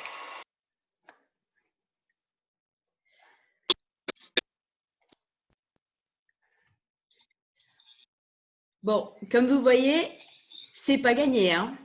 C'est-à-dire que là, elle rame pour ne surtout pas dire qu'elle veut la reconnaissance du crime d'écocide. C'est quand même assez flagrant. On remercie Bourdin pour ce petit moment de vérité parce que c'était vraiment un bel exercice de langue de bois. Pour vous dire un truc que j'ai appris tout à l'heure, donc de Guy, que j'ai vu cet après-midi, il y a une chose très importante, c'est que la proposition que les citoyens ont écrite, ils la présentent au gouvernement. Et ce n'est pas la proposition définitive. C'est-à-dire que ce qu'il m'a expliqué, c'est que le gouvernement peut encore amender le texte proposé et revu par le comité légistique. Et ça, c'est évidemment un risque énorme, c'est-à-dire de voir par exemple, le crime d'écocide, finalement redétricoté avec une nouvelle définition dans laquelle on enlèverait, par exemple, la référence aux limites planétaires, ce qui nous était arrivé avec le travail des députés et des sénateurs dans les propositions de loi précédentes. C'est un vrai risque. Je n'étais pas au courant, je l'ai appris cet après-midi, j'ai fait les gros yeux, évidemment. Donc, il y a quelque chose de très important dans ce travail qu'on essaye de faire à partir de maintenant, c'est-à-dire tout simplement de répandre l'information sur la définition du crime d'écocide, c'est qu'on ne puisse surtout pas justement revenir en arrière sur l'introduction des limites planétaires dans cette définition. Et donc, c'est évidemment aussi à vous tous, de diffuser l'information. On va organiser une campagne, évidemment, pour faire connaître cette proposition. L'idée, c'est que cette association des 150 qui vient d'être créée avec les citoyens, eux, vraiment, leur leitmotiv, c'est de dire, nous, on sera la vigie. On fera en sorte que les mesures soient appliquées, on fera le suivi de l'application de nos propositions. Et on veut évidemment travailler avec les associations, avec, par exemple, comme le disait Valérie, les médias qui vont faire connaître, grâce à des vidéos, grâce à de la sensibilisation, ces mesures. Et donc, il faut vraiment qu'à partir de maintenant, on organise une campagne très forte, non seulement pour préparer le terrain en vue du référendum, mais aussi pour faire en sorte que vraiment cette proposition telle qu'elle a été faite, les mesures qui ont été proposées par les citoyens ils restent véritablement telles qu'elles sont aujourd'hui et elles s'amplifient grâce à la mobilisation non plus des 150, mais des 67 millions qui seront, j'espère, derrière nous pour soutenir cette proposition. Voilà, donc vous connaissez les enjeux. Peut-être qu'on va commencer à prendre des questions parce que je vois qu'il est déjà très tard. Valérie, il y a encore quelque chose à dire? Oui, je voulais juste préciser que c'était d'ailleurs une des raisons pour lesquelles les citoyens ont décidé de faire passer cette mesure par référendum. C'est que Macron s'est engagé publiquement plusieurs fois, et ça, on va l'attendre au tournant, au fait que si les citoyens, il l'a dit le 10 janvier, la veille de mon intervention, si les citoyens présentaient un projet de loi qui était ficelé, ce qu'ils ont fait quasiment, hein, enfin je veux dire, ils ont quasiment repris ce qu'on avait proposé, alors il passerait sans filtre la proposition de loi à référendum. Et que si la proposition de loi était présentée comme une mesure qui devait faire débat auprès du Parlement, et pas par référendum, alors elle pourrait être détricotée effectivement en amont, si elle n'était pas bien rédigée, ou pas suffisamment rédigée, et ensuite bien évidemment détricotée par les débats parlementaires. Donc les citoyens ont pris l'option, je dirais, la plus sûre au regard des engagements qu'a pris Macron publiquement. Et c'est là-dessus aussi qu'il faut qu'on intervienne. C'est-à-dire que si on voit qu'il la joue fin, il faut absolument pousser un coup de gueule, quoi. Donc on restera nous aussi vigilants sur ce sujet-là. Merci Valérie. Léa, à ton tour, est-ce qu'il y a des questions? Bonsoir à tous. Est-ce que vous m'entendez? Oui. Okay. Déjà, merci beaucoup pour la conférence. C'était très intéressant et très clair. J'ai pas vu beaucoup de questions, il y en a deux. Donc la première, c'est avez-vous réfléchi à un moyen d'assurer l'indépendance avec le gouvernement? Donc j'imagine que c'était concernant la Haute Autorité des limites planétaires. Tu veux répondre maintenant ou je lance la deuxième? Je peux répondre tout de suite. Effectivement, dans le texte qui a été proposé, on a clairement inscrit que le mandat des membres de la Haute Autorité est incompatible avec toute autre fonction ou tout autre mandat dont les titulaires, donc les membres du Haut Conseil, sont assujettis aux obligations aussi de déclarer évidemment les autres fonctions qu'ils auraient dans d'autres institutions pour éviter justement ces conflits d'intérêts. Et ils seraient soumis évidemment comme tout autre mandat à risque, à l'obligation de déclarer leur situation patrimoniale, leur situation, leur déclaration d'intérêt serait rendue évidemment publique comme on le fait pour d'autres mandats justement aussi sensibles. Merci. Alors, on a une autre question. Quelle échelle et type de sanction pénale pour le crime d'écocide? Valérie, tu veux que je réponde? Tu veux répondre? Oui, alors en fait, c'est comme tu veux. Si tu as le texte sous les yeux pour qu'on soit précise. Moi, j'ai le texte sous les yeux, effectivement. Donc, alors, vas-y. Pour le crime d'écocide, ce serait donc 20 ans de réclusion criminelle et une amende de 10 millions d'euros, dont le mandat pourrait être porté de manière proportionnée aux avantages tirés du manquement, c'est-à-dire un avantage qui serait calculé sur 20% du dernier chiffre d'affaires connu à la date de la commission des faits. Donc évidemment, une sanction extrêmement forte de ce crime puisqu'il s'agit des atteintes les plus graves à l'environnement. Et pour le délit d'écocide, c'est-à-dire l'écocide qui serait commis en raison d'une imprudence, ce serait 5 ans d'emprisonnement et 1 million d'euros d'amende qui pourrait être porté à 10% du dernier chiffre d'affaires pour les entreprises. Merci beaucoup. Alors, une autre question. La loi serait-elle rétroactive eu égard aux crimes environnementaux déjà commis? On va être obligé pour l'instant de rester dans le cadre du droit français où il y a prescription sur 30 ans, ce qui veut dire que quand EDF a déversé quotidiennement du plutonium dans la Loire il y a 35 ans, ça sera compliqué de poursuivre. Et le temps que la loi soit votée, le chlordécone, on aura du mal à porter des responsabilités pénales de dirigeants politiques de l'époque. Mais ça restera de toute façon, l'idée étant d'être dissuasif. Je pense que la loi est suffisamment puissante pour qu'elle soit dissuasive et oblige à beaucoup plus de vigilance sur les actions à venir. Merci beaucoup. Tout en précisant peut-être que justement, selon l'appréciation du juge, bien évidemment, je ne sais pas si Thomas va être que les écocides qui durent toujours puissent évidemment être poursuivis. Je pense notamment au cas des boues rouges à Marseille, un écocide qui dure, puisque pour le coup, l'environnement, donc la fosse dans laquelle a été déversée depuis des dizaines d'années les boues rouges issues de l'usine Alteo, les boues rouges toxiques qui ont été déversées, donc des millions de tonnes de boues rouges, ont toujours un impact sur cet écosystème maritime qui est littéralement détruit. L'entreprise continue d'ailleurs à rejeter des effluents chimiques sous la mer. Et donc, on pourrait considérer que dans certaines situations, l'écocide étant toujours là, la nature n'ayant absolument pas la possibilité de se restaurer parce qu'elle a été beaucoup trop endommagée, on pourrait considérer qu'il n'y a pas à prescription et dans ce cas-là, reconnaître le crime d'écocide pourrait permettre de poursuivre ces entreprises qui aujourd'hui, et je précise avec l'accord du gouvernement, continuent à saccager ces écosystèmes.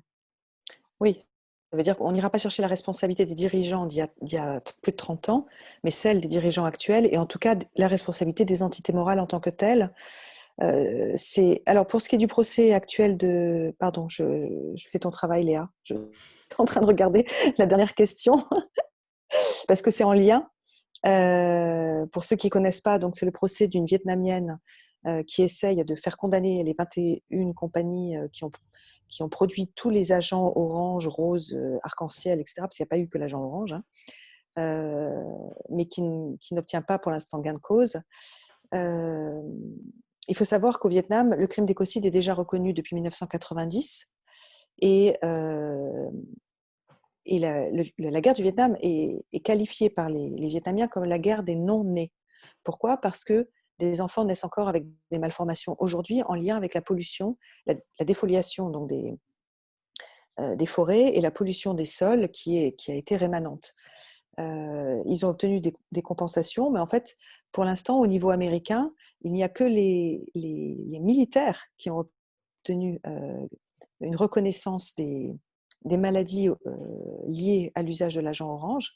Mais par contre, la responsabilité des Américains vis-à-vis des Vietnamiens n'a jamais pu être utilisée au pénal, si ce n'est des compensations financières, si je puis dire.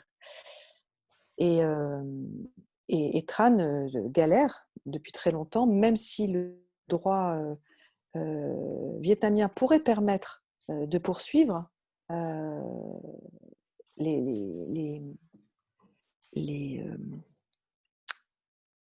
comment on appelle ça ? Les traités bilatéraux entre le Vietnam et les États-Unis ne permettent pas de juger des Américains au Vietnam à l'heure actuelle. Merci beaucoup. Alors, on a une autre question. Quelle possibilité de recours en cas d'activité illégale concernant l'orpaillage illégal en Guyane qui pollue tous les cours d'eau et empoisonne les populations riveraines ?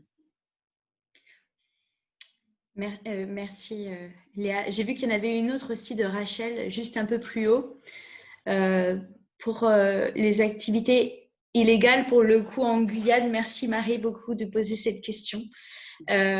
Évidemment, il s'agit d'un crime. Enfin, la résultante, c'est un écocide. Le problème, c'est qu'il est commis par énormément de petits orpailleurs, comme tu sais, qui sont sur le territoire et que, au final, la responsabilité de ces déforestations, de ces pollutions, elle incombe au pénal directement les orpailleurs. Elle incombe aux orpailleurs. Et d'ailleurs, dans notre code pénal, il y a pour le coup ce qu'il faut pour condamner normalement ces orpailleurs. Le problème, c'est que le droit pénal est rarement appliqué parce que malheureusement, sur le territoire, quand on met la main sur les orpailleurs illégaux, le problème, c'est qu'on ne traduit pas en justice. Il y a très, très peu de poursuites pénales. Et donc, c'est ça le problème, finalement, c'est qu'on a des textes qu'on n'applique pas. Et ça, c'est extrêmement grave en termes de justice aussi, d'application du droit. Et que, en vérité, il s'agit plus d'un problème de carence de l'État, pour le coup, qui n'arrive pas à juguler ce phénomène en mettant en place une politique environnementale, de protection notamment à l'intérieur du parc, qui soit suffisante, suffisamment forte pour réguler ces activités illégales. Donc là, évidemment, la résultante en termes scientifiques, c'est effectivement une déforestation massive, une pollution massive qui pourrait être un écocide. Le problème, c'est qu'on a des petits acteurs, corrige-moi si je me trompe Valérie, mais c'est vrai que dans cette situation-là, c'est extrêmement compliqué de poursuivre une personne pour crime d'écocide. Oui, enfin, c'est surtout que, en fait, la réponse est dans la question. Les crimes d'écocide aujourd'hui, et c'est ce qu'on a essayé d'expliquer aux socialistes quand ils ont présenté leurs propositions, qui ne faisaient pas de distinction entre la criminalité environnementale, voire la criminalité environnementale organisée, et le crime d'écocide. Il y a une distinction majeure, qui est que le crime d'écocide vise finalement, à travers le plafond écologique des limites planétaires, à rendre illégales des activités qui sont aujourd'hui légales. Là, on parle d'une activité qui est déjà reconnue comme illégale. Et donc, on n'est même pas dans le même contexte, c'est-à-dire que ces personnes-là devraient aujourd'hui être poursuivies. Et ça va dans le sens de ce que Elisabeth Borne dit, c'est de dire on manque de moyens et on manque de formation des magistrats pour déjà agir sur les activités considérées comme illégales qui portent atteinte à l'environnement. Mais on n'est pas sur le même terrain, on n'est pas du tout dans la même cour. En revanche, quand l'État français décide même si ils ont retiré le projet, mais en tout cas décide de mettre en place la montagne d'or, c'est une responsabilité pour le coup politique qui, à la lumière des limites planétaires, deviendrait illégale, tout simplement. Voilà. Et là, on n'est pas sur les mêmes acteurs, ni sur la même échelle de responsabilité par rapport à quelques personnes vis-à-vis excusez-moi, vis-à-vis donc de l'étendue des dommages. Alors, nous avons plein d'autres questions. Quelles interactions possibles avec l'affaire du siècle? Il y en avait vraiment une au-dessus, hein. Rachel, je te signale parce que du coup, sinon elle va se perdre dans le. Je les ai notées, j'allais la poser après, hein. Mais je peux la poser. Okay. Je sais que Rachel va me tuer sinon. Non, mais je vais aller rapidement sur l'affaire du siècle. Alors déjà, il faut savoir, pour ceux qui ne le savent pas, que la Convention citoyenne a été proposée par Mathilde Imert de Démocratie ouverte et Cyril Dion après la crise des Gilets jaunes et l'affaire du siècle, qui ont déstabilisé Macron et qui n'ont pas été déstabilisés par les deux crises, mais par le fait que Marion Cotillard ait osé prendre parti, dans le cadre de la campagne pour l'affaire du siècle, et deux, vis-à-vis des Gilets jaunes, dans des magazines People. Et Macron est très sensible à ce que les People disent. Et donc, il a convoqué Marion Cotillard en lui disant « Ouh là là, expliquez-moi ce qui ne va pas, qu'est-ce que je peux faire ?» Marion, en panique, a appelé Cyril Dion en lui disant il me convoque parce que j'ai pris parti pour l'affaire du siècle, je ne peux pas y aller toute seule, je vais me ridiculiser, il faut que tu viennes m'aider. Et c'est dans le cadre de cette discussion que l'idée donc a émergé de cette convention citoyenne comme une solution finalement pour que Macron donne l'impression d'écouter les citoyens.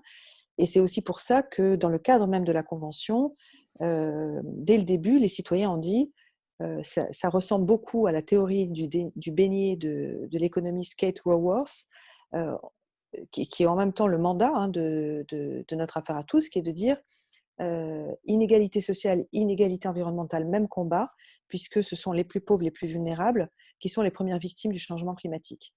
Et la Convention elle-même s'est emparée de cela en disant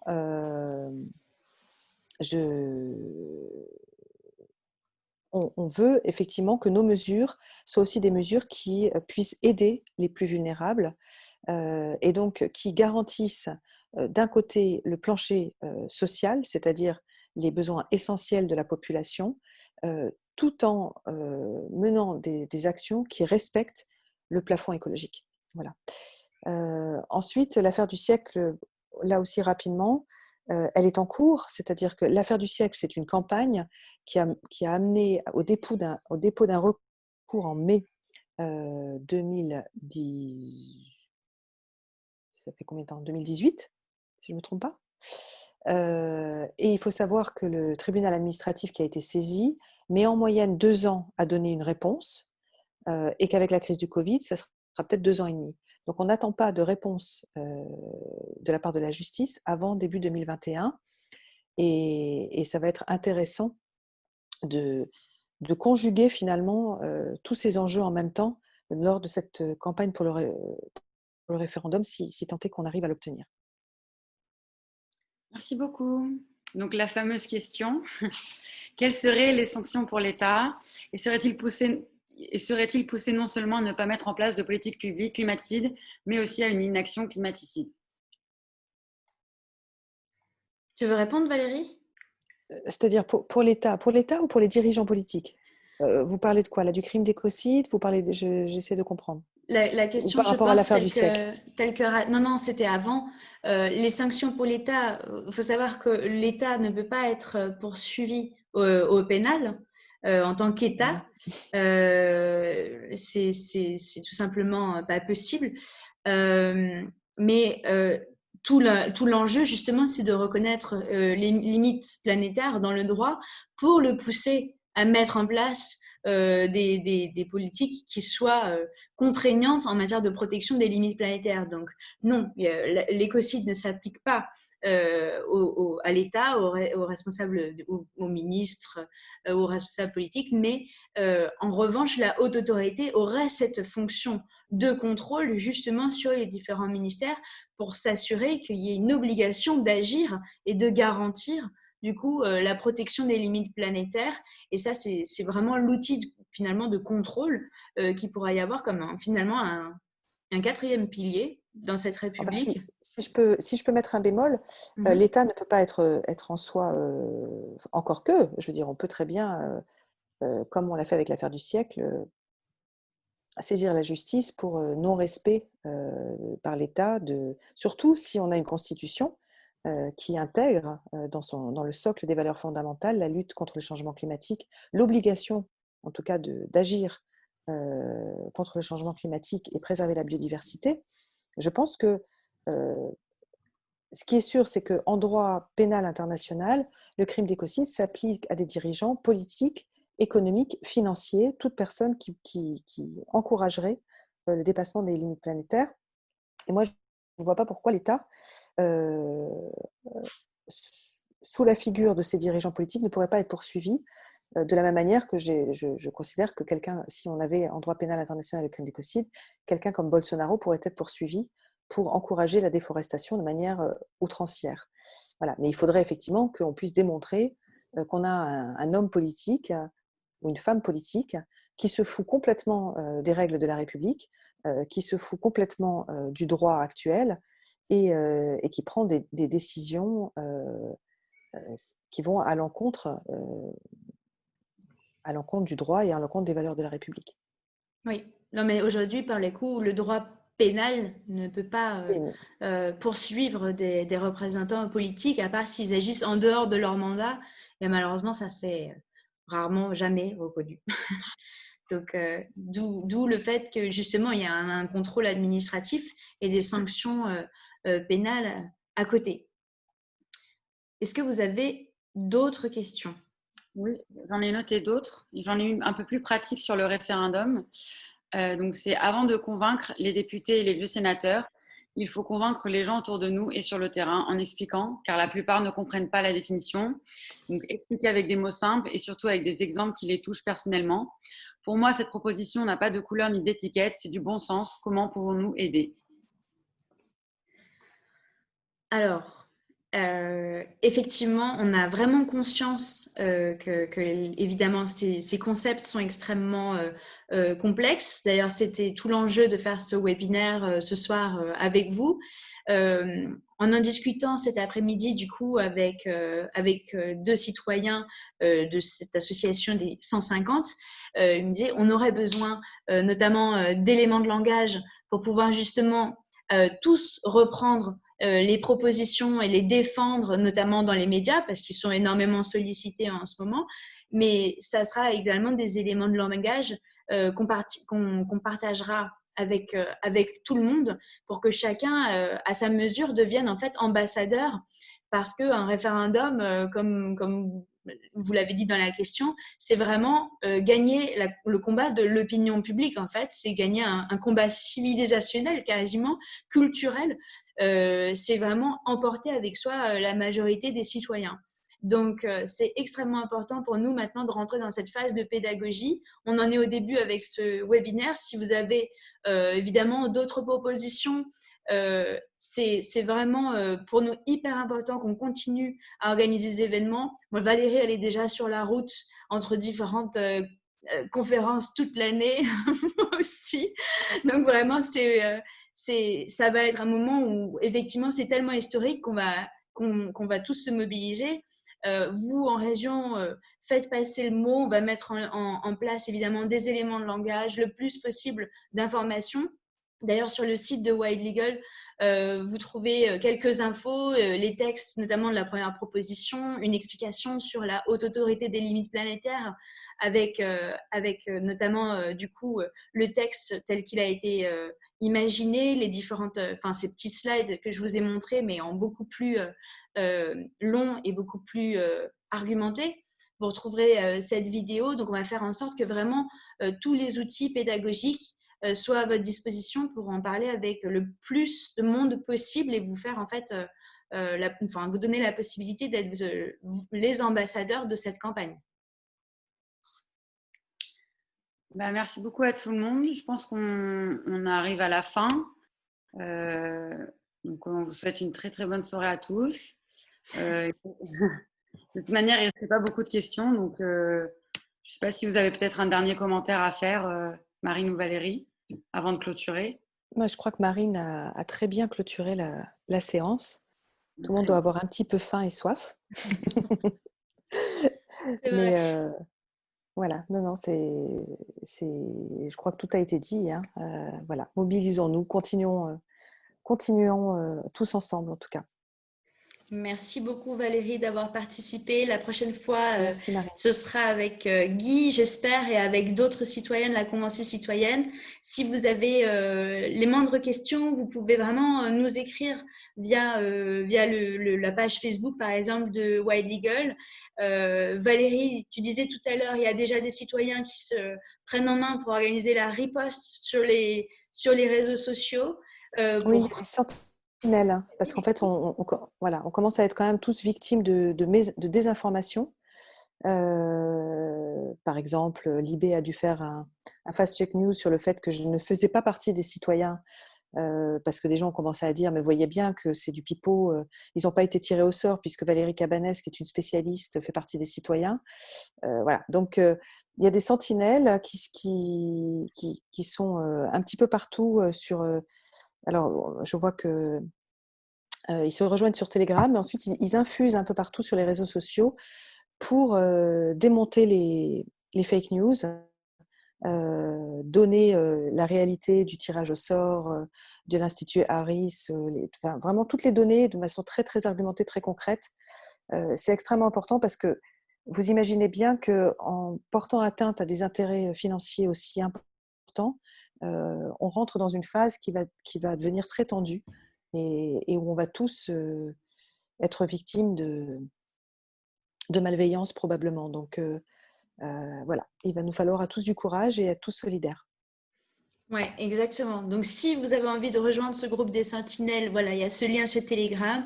Si vous êtes graphiste, artiste, si vous êtes communicant, vous savez faire un site internet, n'hésitez pas à tendre la main et à faire en sorte que, justement, on puisse tous se réunir pour agir chacun de notre façon. n'hésitez pas parce qu'on va vraiment avoir besoin de tout le monde. Emma, tu as une dernière question? Ouais, j'ai allumé mon micro. J'ai une dernière question. Est-ce qu'il y aura des slides mis à disposition de ce webinaire? Parce que avec la campagne, justement, on va avoir besoin, comme vous disiez, et je me dis que ce que vous disiez, c'était hyper pédagogique. Du coup, voilà. Nous, normalement, je sais que pour nos webinaires, on le fait. Est-ce que vous le... Voilà. Oui, aucun problème pour mettre en partage ces slides sur le site de Wild Legal. Il y aura ces slides, on pourra même vous en mettre un petit peu plus.